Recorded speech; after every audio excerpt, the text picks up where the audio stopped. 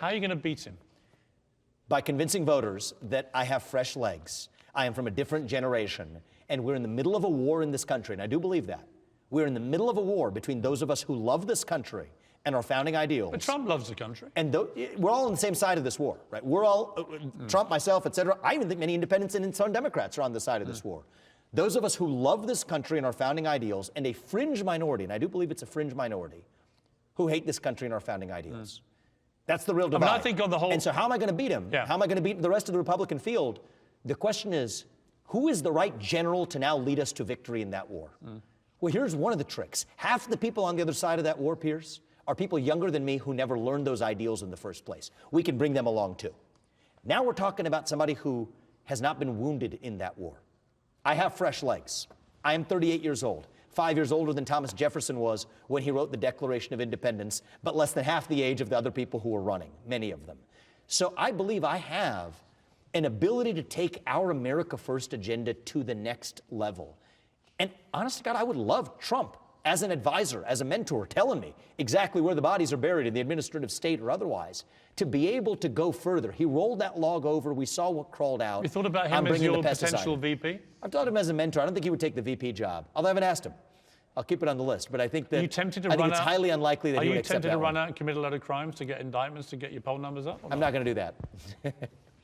I'm going to wrap up very soon. I'm going to just do a few little quick ones. And the truth is, though, Piers, I just think it's really important that, again, you understand this. I think you understand this. I don't mean to be preachy, but there is a difference between making a bad judgment and committing a crime.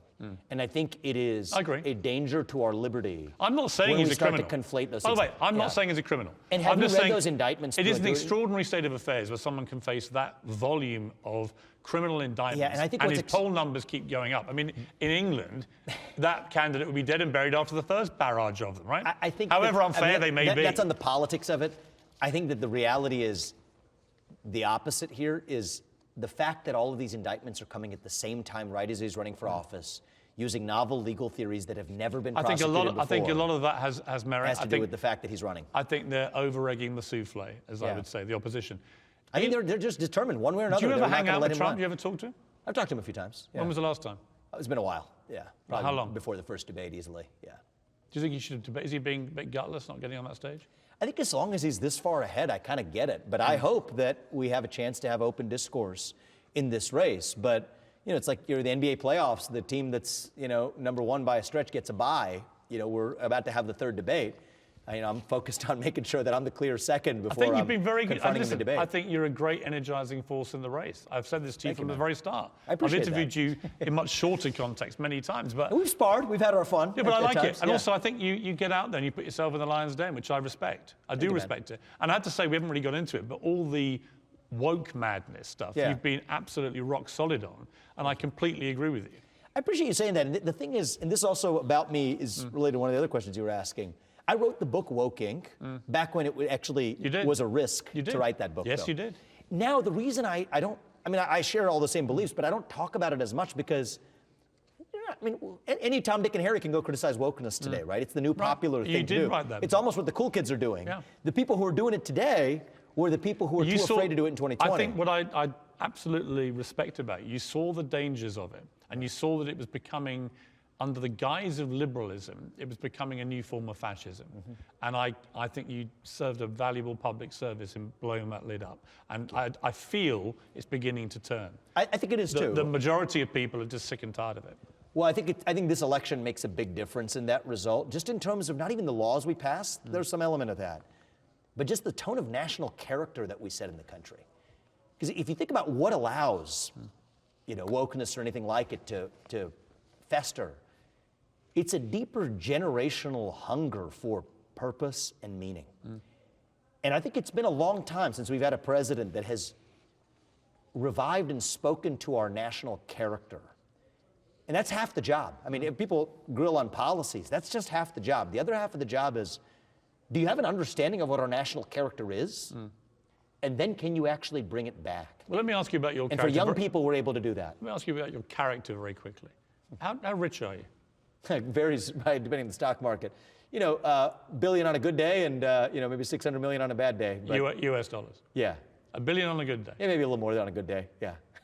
Do you like being a billionaire? I don't particularly relish the title. I am not one of these people that's been a life achievement of mine. I'm thrilled that this country allowed me to achieve everything that I have. I'm proud of my accomplishments. I don't apologize for success, but I also don't fetishize green pieces of paper. I think sometimes it's something that leads people to deep unhappiness, and I've been around a lot of them, and I'm careful to make sure I don't become one of them either. We try to live in a way that, maybe would reflect a fraction of that net worth in a way that actually, hopefully allows our family to avoid some of the traps that some of my wealthier friends have fallen into. Your wife, Apurva, I think is how she pronounces it. She said your two best qualities were your joy and optimism. Is that what she said? That's nice of her. What do you think of that? Is that true? Yeah, I think I'm naturally a very optimistic person. It's funny she says that because she's the person who experiences my crankiness the most at times, but there's a joy and optimism in there. On certain days, it's buried more deeply than others. When was the moment you knew she was the one for you? We were hiking a mountain it was Flat Top Mountain in Colorado. We were in Rocky Mountain National Park. And she was the one who was beating me all the way up the hiking trail. She had actually done Kilimanjaro not long before that, but we were going pretty hardcore to the top. I had been there to the top before, and I wanted to show it to her. And it was just the final maybe 300 feet, 200 feet to the top. But there was a massive snowstorm that set in. And she's somebody who's made it to the tops of these mountains before. I said I was going to go and wanted to make sure we saw that through. And she grabbed my hand and said, we're going to come back and do this sometime in the future, but we're going to have a long future together. And we turned around and we made it all the way back down that mountain.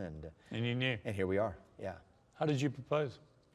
I proposed, it was actually, the real story. I mean, the cake was baked long before I proposed. I think that we wanted to get to a place where both of our families were all there. Mm. We knew what the destination was going to be. And I haven't told the story before, but she sort of said, all right, like at this point, I don't really care about the ring or anything else. If you don't get on this, you might find me proposing to you, and let's just get this over with. So I got so I was, put the perfect ring plans to one side, and we got a little ring pop, and we did it in the streets in New York City. You got a what? A ring pop. What's that? It's like a little lollipop as a ring. It's like a big ruby. You gave your wife a lollipop ring? She was thrilled with it. You're a billionaire, man. What were you thinking? Yeah, I wasn't at the time. Was working my way up. but we got her. Did you at least go on her red ruby ring to follow? Though. Did you go on bended knee?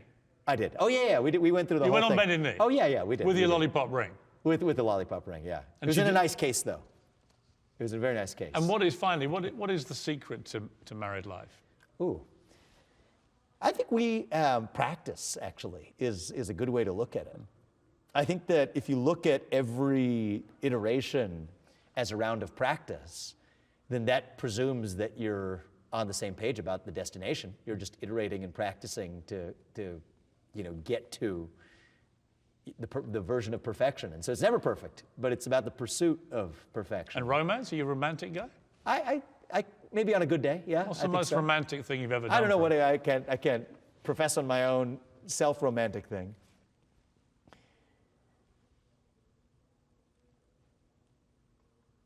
I don't know. I feel like a little bit. I'm not a guy who's going to pat. I could think of some examples right now, but I'm not. It's not the kind of thing that I want to. Give me a little bone. I think romantic bone. I think that it was maybe one of our. I don't know how Apurva felt about it, but our Valentine's Day gift. She's a tough one to please because she's not really into stuff. She's not she has stuff. She's not particularly into stuff. But I thought about what I could do that was better than her, which are few and far between. But I gave her a tennis lesson. And we actually went through it. And she's a naturally athletic person, but we picked something up that we were then able to do together for a while. Really? Yeah. So I don't. It's a small thing. I don't know. No, but actually, there's no big ceremony around it. No, I get that. Yeah. It's a nice thing. Yeah. And she loves it. She seemed to like it. Yeah. Who wins? I mean, it's the sport I've played since growing up. She's a better volleyball player. That's what she played. So you basically got her to play something you knew you could beat her at. I had to pick something. Had to find something. I mean, she usually has me beat out. Is that basically your character in a nutshell? It's interesting. I'd have to do some Freudian introspection for that one. That might have been the toughest gotcha of the whole interview. The whole thing was leading to that. Vivek, it's good to see you. It's good seeing you, man. I appreciate it. Yeah, I enjoyed it. Thanks very much. Thank you, man.